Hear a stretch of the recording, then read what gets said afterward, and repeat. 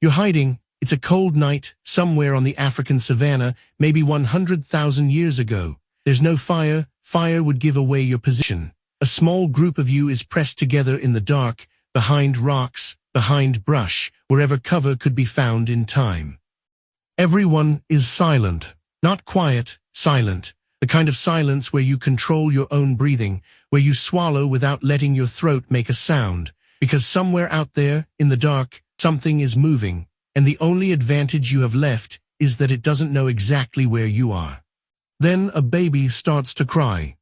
No one moves, no one whispers SHH, there's no time for that, and it wouldn't work anyway. Every adult in that group goes rigid at the exact same moment, because every adult in that group understands, instantly, without needing to think about it, what that sound just did.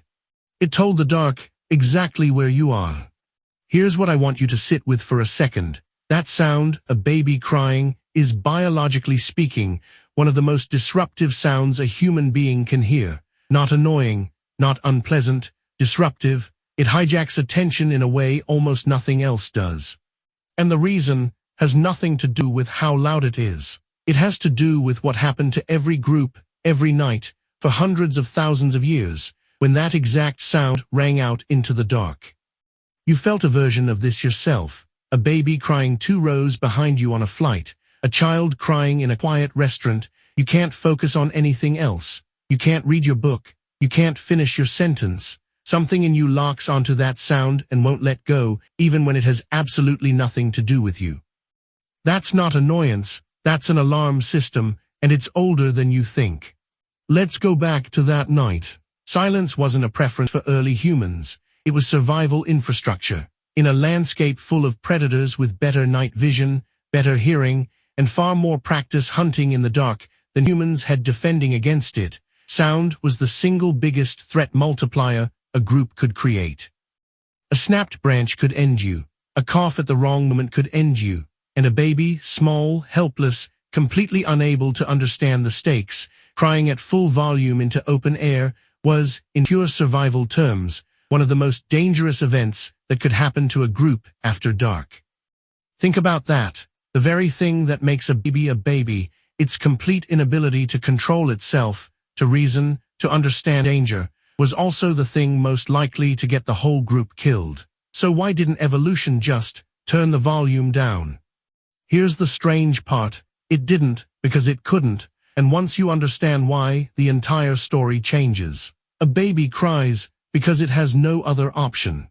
A human infant is born remarkably underdeveloped compared to almost every other mammal on the planet. A baby zebra can stand and run within an hour of birth. A baby chimpanzee can cling to its mother's fur and hold on. A human infant can do almost nothing. It can't walk. It can't grip with any real strength. It can't regulate its own body temperature effectively. It can't even fully focus its eyes for the first few weeks of life.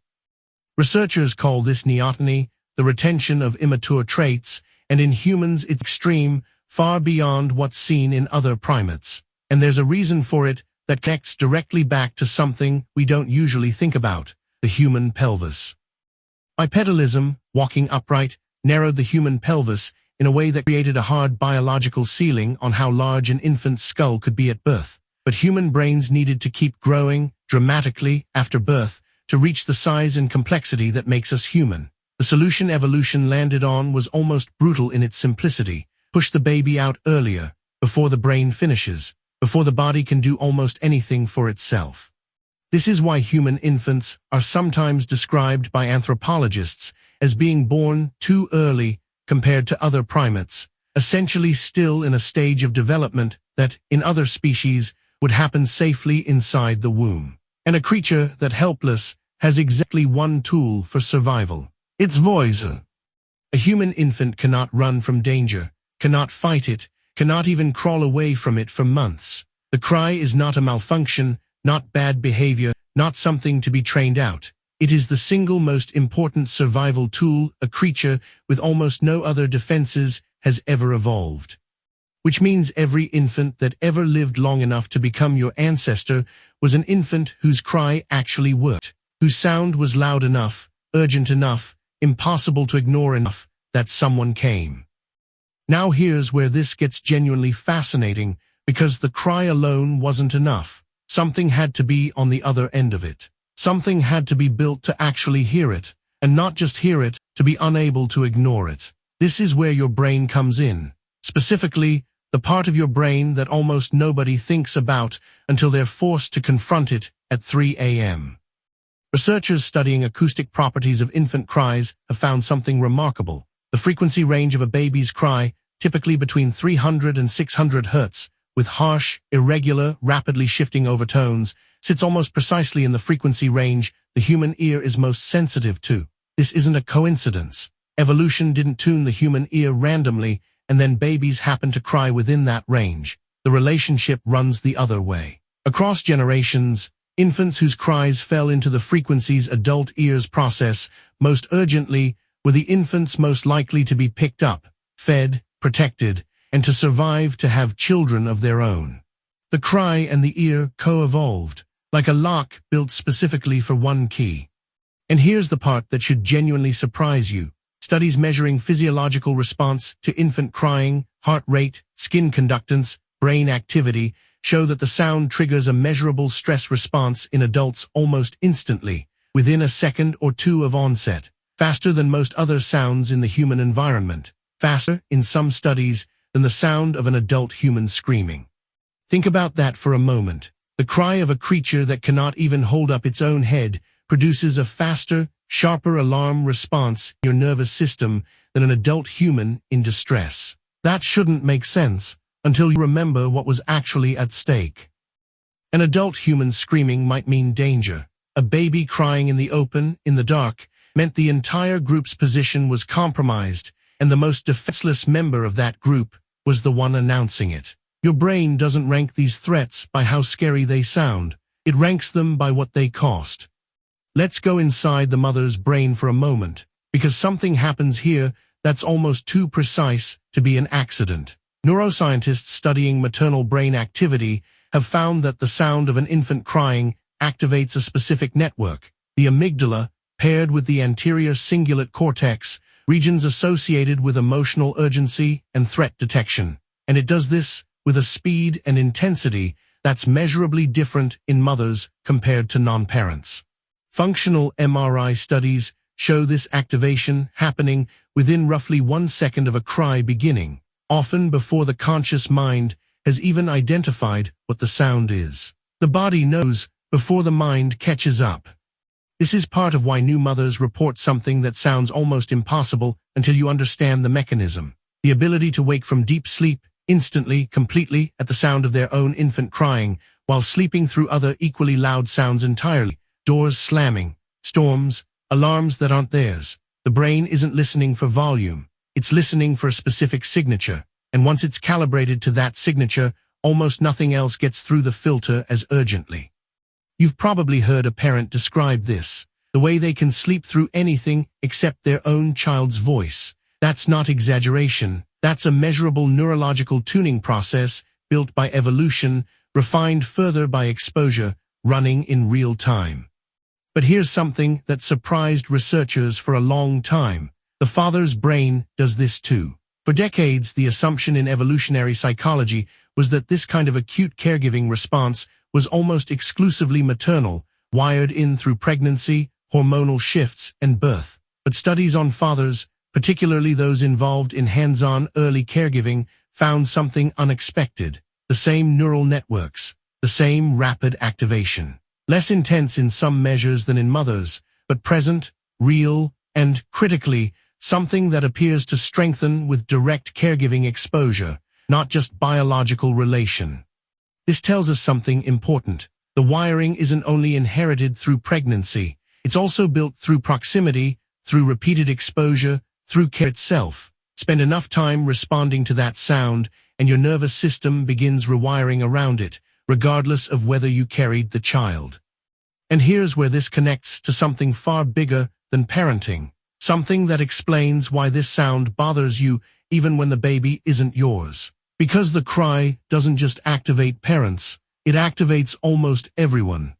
Studies using non-parent participants, adults with no children, no caregiving responsibility, listening to recordings of infant cries in a controlled setting still show elevated heart rate, increased cortisol, and disrupted attention. Less intense than in parents, but present, reliable, consistent across cultures.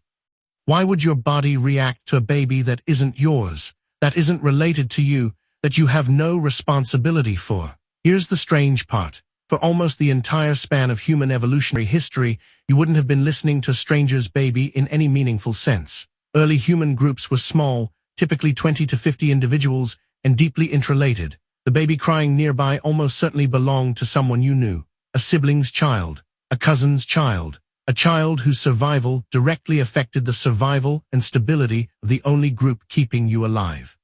In a world like that, there was no such thing as not your problem. A crying baby in your group was always, in some sense, your business. Your brain never had the luxury of learning to filter that sound out, because for hundreds of thousands of years, filtering it out had no evolutionary advantage. Ignoring it could cost you the group. That instinct didn't get the memo that you now live in a world of strangers. It still treats every crying infant within earshot as a signal worth your full attention, because for almost the entire history of your species, that's exactly what it was. Now here's a question worth sitting with for a moment. If the cry is this powerful, this hard to ignore, this neurologically urgent, why does it still work on you specifically, an adult with no infant of your own, sitting somewhere completely safe, hearing a baby cry through a wall or on a plane? Because your nervous system doesn't know what year it is. It doesn't check your circumstances before responding. It doesn't ask whether the baby is yours, whether you're in danger, whether the year is 100,000 years ago or right now. It receives the acoustic signature it was built to detect, and it fires the response it was built to fire, every time, without exception, without context. This is the same mismatch you'd find in someone flinching at a loud noise in a perfectly safe room, or feeling their pulse spike at the sound of something moving in the dark. The threat detection system doesn't update itself based on modern safety. It just keeps running the program that worked for 80,000 generations. And there's one more layer to this, that researchers have only recently started to fully map. The reason a baby's cry is so hard to tune out isn't only about urgency, it's about unpredictability. Unlike most environmental sounds, which flow patterns the brain can learn and eventually ignore, like a fan running or traffic outside a window, infant cries are acoustically chaotic, irregular pitch shifts, sudden bursts, no stable rhythm to predict or adapt to. The brain is exceptionally good at tuning out predictable stimuli. It's almost helpless against unpredictable ones. A baby's cry is engineered by millions of years of selection to never become background noise. Just when your nervous system starts to adapt, the pattern shifts again and the alarm resets. This wasn't a flaw to be fixed. This was the entire point. A cry that could be tuned out is a cry that fails at the only job it has. So think about where that leaves you. Sitting in a quiet room, hearing a baby cry somewhere nearby, feeling your attention get pulled toward it whether you want it to or not. That isn't a character flaw, and it isn't random irritation. That's a precisely calibrated alarm system built across hundreds of thousands of years, doing exactly what kept your ancestors' children alive long enough to become you. Every single person listening to this sentence right now exists because, somewhere in their ancestral line, every single time a baby cried in the dark, someone came. Not most of the time, every time, because the one time no one came, that line ended. You are descended from an unbroken chain of people who could not ignore that sound, who felt their pulse spike, their attention lock, their body move toward the sound before they'd even consciously decided to. Generation after generation, the instinct that mattered most wasn't the one that stayed calm. It was the one that couldn't stay calm, the one that had to act. So the next time you hear a baby crying, on a plane, through a wall, in a store, and you feel that unmistakable pull on your attention, that slight tightening in your chest, I want you to notice it differently. That isn't annoyance. That's not really about the noise at all. That's a survival system, built for a night in the dark, 100,000 years ago, still running exactly as designed, still listening for the one sound it was built never to ignore. The danger is gone. The instinct stayed. See you in the next one.